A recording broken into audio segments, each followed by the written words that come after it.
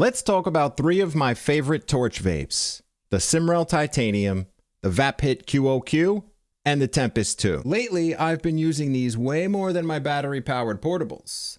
Not because I think those are bad at all, it's because I actually like the vapor quality from these better. There's just something about the flavor, the smoothness, the density, and the overall feel of the vapor that I just really like. Now, these aren't necessarily the easiest vapes to use for beginners, but I do think that once you get the torch technique down, the results can be excellent. For the torches, the three medium-sized models I've been using are the Blazer Spitfire, the Groove Spark, and the Ronks. So I'm gonna go through each vape. I'm gonna talk about why I like it, how I use it, and where each one shines. The first one here is the Vaphit QoQ, or Quartz-on-quartz. I think this is probably one of the best values in the vape industry. It's one of my top-rated portable vapes in general, and it's only around 60 bucks. The size and weight are also good. I think it has a really nice look and feel.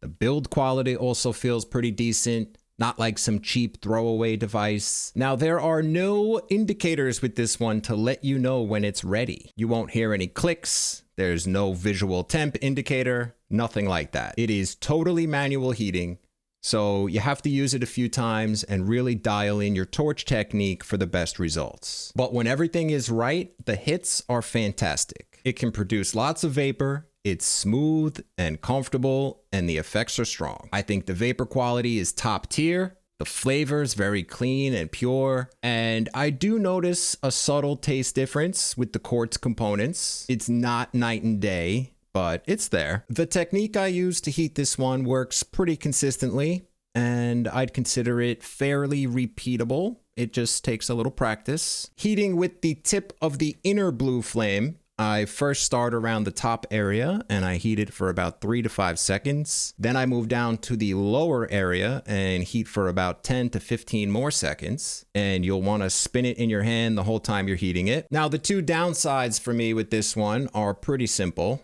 First, it starts to look dirty pretty quickly. After only a few uses, you're gonna see residue building up in a couple of areas. And I mean, it is transparent, so I guess it kind of makes sense. Second, it has higher draw resistance than the other ones, and there's no air port to work while drawing from it. So you're more locked into the way the draw feels. So if you think you have a grasp of how torch vapes work and you want excellent vapor quality without spending a lot of money, I think this one is definitely worth considering. Next is the Tempest 2. Now, this one has the capability of being a pretty heavy hitter, and it has some cool built-in features. But I'll be honest, the design is a little funky. It feels a little bit odd and chunky to me, but it's not a deal breaker at all, and I kind of don't mind it. Aside from the look and feel, I think it has a really solid set of features. You can adjust the depth of the screen in the bowl. You can adjust the air port, like how much it's open or closed. It has a visual temp indicator at the top, and the mouthpiece of the stem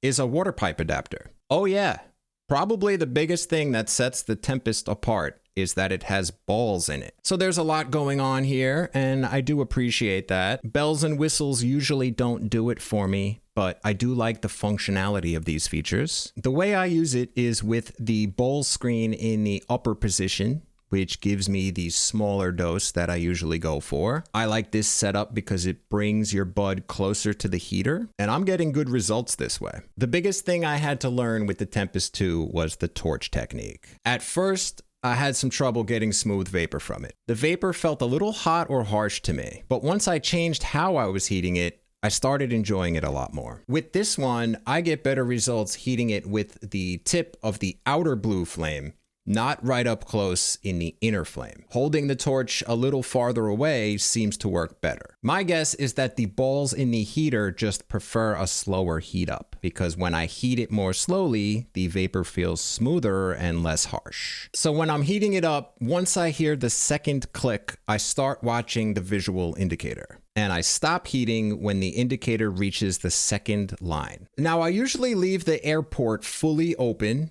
and I work it with my pointer finger, but sometimes I also like setting it mostly closed. And when I do that, I don't really have to flutter it while I'm taking a draw. I could just take a steady inhale and let the vape do its thing. You can also use this with an induction heater instead of a torch. Some people prefer this method because it could possibly be a little more consistent. Heat up time is roughly the same with both methods though, somewhere around 35 seconds. So as you can see, this thing has the ability to provide big hits with lots of vapor. I wouldn't call it the smoothest vape of this group, but it's very tolerable.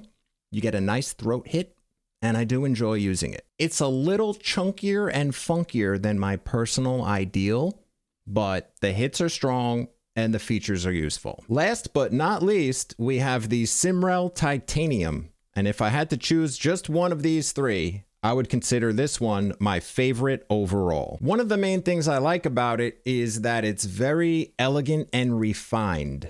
The look, the machining, the way it feels, it's all very premium without being overcomplicated. This is the only vape of the three that is made in the USA, and there is a clear quality difference between US titanium and the cheaper import metal that many devices are made of, including the Tempest. It's also the only one that doesn't have any O-rings. All of the parts are threaded, which is pretty cool. The heater assembly at the top has discs inside of it that click when it reaches vaping temperature, and it has two of them inside, a low temp disc and a high temp disc. Performance-wise, I like that it can be used in a few different ways. You can use it as a mostly convection vape, or you can heat it more aggressively and get more of a hybrid convection and conduction style hit. Or if you really want to, you can get a mostly conduction hit. So the oven fits a little over 0.1 grams comfortably, but I usually use it with about 0.05 grams, so more of a microdose. And that's one of the things that I really like about it,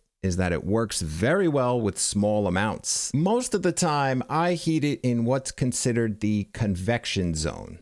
And that means I'm only heating the top half of the heat exchanger. For this style, I touch the tip of the inner blue flame to the vape. I slowly spin it and heat for about 15 to 20 seconds. Then I stop when I hear the second click. That gives me smooth, dense, flavorful vapor, and it feels like a very clean convection style hit. The other way I use it is more of a hybrid hit, and for that I like to use the Ronx torch in dual flame mode because the two flames hit both heating zones at the same time. And you can also use a small single flame torch to accomplish this. You would just move it up and down. With this method, I heat the full length of the cap for about 20 to 25 seconds, and I stop immediately at the first click. And that gives a heavier, punchier hit. This one also works with induction heaters if you'd rather not use a torch. Now, the vapor you get is super smooth,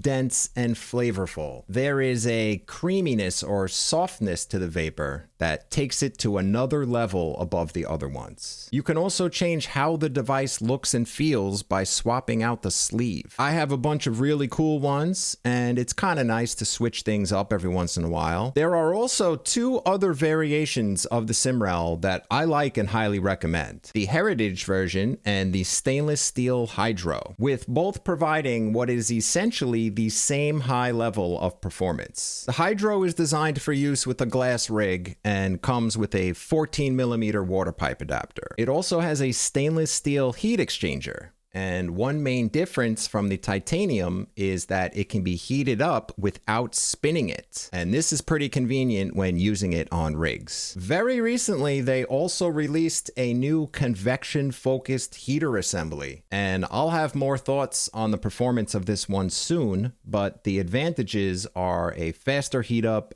faster cool down, and more airflow. In summary, the Simrel is ahead of the pack. And it's the one I'd recommend if you're looking for the most premium experience. So there are two other runners-up that I'd like to mention, and they are the Vestrato Tornado and Danny Fusion 2.0. To me, the strength of them is their vapor production, because you can get really big hits, lots of vapor, and it's pretty nice and smooth. So something that I think is important to consider with these is how easy it is to get consistent results from hit to hit. or the repeatability. So even though each one of these requires its own special technique to get the best results, I do think they all score pretty highly in consistency. Out of the three of these, the Vaphit would technically be the hardest one to master, but I still think it's very doable. And lastly, there is some debate about using a torch versus using an induction heater as far as which one might be better. I like both methods. I think you can get good results with both of them.